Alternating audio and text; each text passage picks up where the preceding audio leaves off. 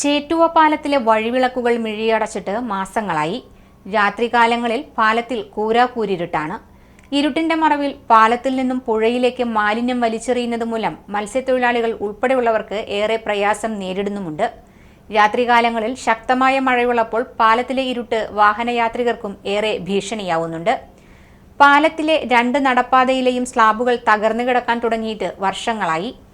ദേശീയപാത സംസ്ഥാന സർക്കാരിന് കീഴിലായിരുന്ന സമയത്ത് പൊതുമരാമത്ത് വകുപ്പ് മന്ത്രി ഉൾപ്പെടെയുള്ളവർക്ക് ചേറ്റുവ പാലത്തിലെ അപകട സാധ്യത ചൂണ്ടിക്കാട്ടി ചേറ്റുവയിലെ സാമൂഹ്യ പ്രവർത്തകൻ ലത്തീഫ് കെട്ടുമ്മൽ പരാതി നൽകിയിരുന്നു.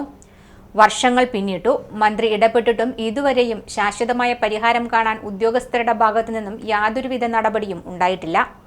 നടപ്പാതയിലെ സ്ലാബ് തകർന്ന് കുഴിയായി കിടക്കുന്നത് കാണാതെ കാൽനടയാത്രക്കാർ കുഴിയിൽ വീണ് വലിയ അപകടങ്ങൾ ഉണ്ടാകാനും സാധ്യത കൂടുതലാണ്.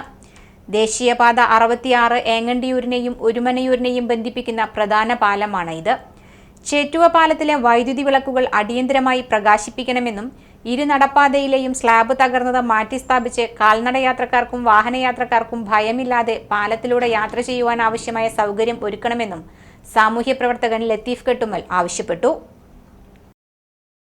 ഈ ചേറ്റുവ പാലത്തിന് എന്നും അവഗണനയാണ്. ഈ ചേറ്റുവ പാലത്തിലെ ലൈറ്റുകൾ തട്ടാതെയായിട്ട് മാസങ്ങളായി.